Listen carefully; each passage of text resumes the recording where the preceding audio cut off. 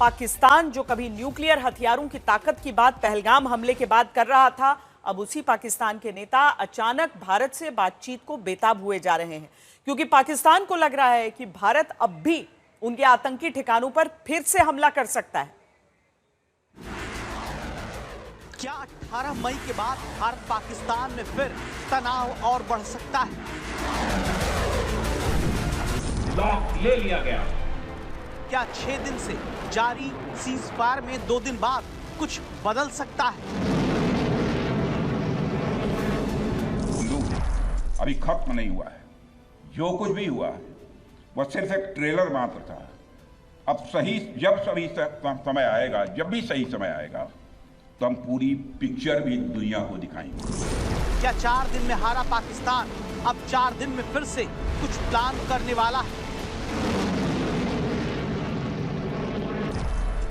क्या भारत को पहले से अंदाजा है कि पाकिस्तान ऑपरेशन सिंदूर की हार के बाद कुछ कर सकता है? वर्तमान सीज फायर में हमने पाकिस्तान को बिहेवियर के आधार पर अभी प्रोबेशन पर रखा हुआ है। यदि उसका बिहेवियर सुधरता है तब तो ठीक, और यदि बिहेवियर में फिर से गड़बड़ी आती है तो उसको कड़े से कड़ा दंड दिया जाएगा। पाकिस्तान पर पहले जान लीजिए क्यों भरोसा नहीं किया जा सकता। उसकी 3 तस्वीर ये सबूत देती है। एयरबेस पर भारत के वार का गड्ढा, टैंक पर चढ़कर झूठी जीत की मुनादी, और फिर हार की टीस छिपाने के लिए खुद को 21 तोपों की सलामी। पाकिस्तान जो 4 दिन में चारों खाने चित्त होने पर भी अपनी हार दुनिया के सामने छिपाने में जुटा है। यहाँ तक कि लाहौर के आसमान पर यह तोपों वाली सलामी भी पाकिस्तान की झूठी जीत का सबूत है, जहां शहबाज सरकार ने यौम तशक्कुर यानी थैंक्स गिविंग डे मनाने का ऐलान पहले किया, क्योंकि पाकिस्तान ये जनता को दिखाना चाह रहा है कि भारत के सामने उनकी जीत हुई है। तो सवाल है कि सीज फायर टूटने का डर क्यों जताया जा रहा है? यहाँ पर बिलावल भुट्टो का बयान अहम हो जाता है। पाकिस्तान के दिल में भारत की तरफ से इस डर की वजह यह है कि भारत बार बार लगातार कह रहा है कि अभी ऑपरेशन सिंदूर जारी है। ऑपरेशन सिंदूर भारत का न्यू नॉर्मल है। भारत पर आतंकी हमला हुआ तो हम अपने तरीके से, अपनी शर्तों पर, अपने समय पर जवाब देंगे। ऑपरेशन सिंदूर में भारतीय वायुसेना ने जो प्रभावी भूमिका निभाई है, उसकी सराहना इस देश में ही नहीं बल्कि दुनिया के दूसरे देशों में भी हो रही है।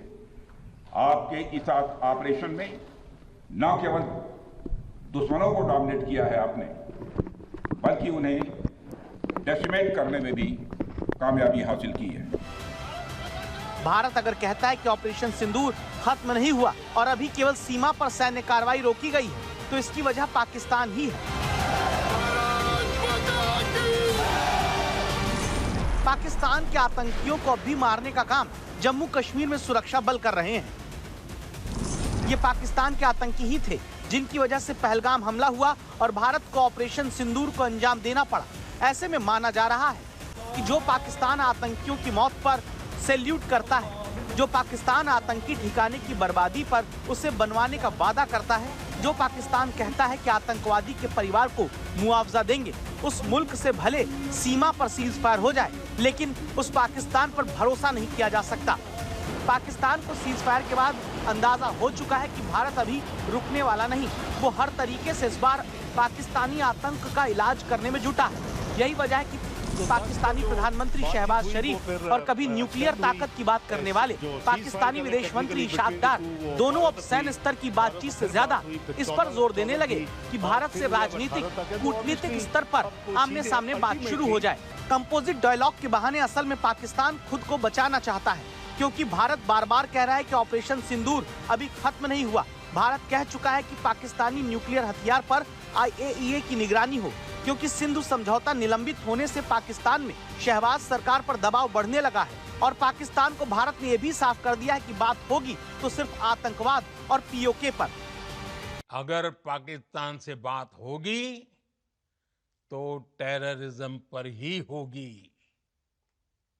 अगर पाकिस्तान से बात होगी तो पाक ऑक्युपाइड कश्मीर पीओके उस पर ही होगी। इसीलिए पाकिस्तान में ये डर है कि इस बार भारत फिर कहीं आतंक के अड्डों पर वार न कर दे, और तब जिस मुल्क के सैन्य अड्डों की कमर भारत की मिसाइल से पहले ही टूटी हुई है, वो करेगा क्या।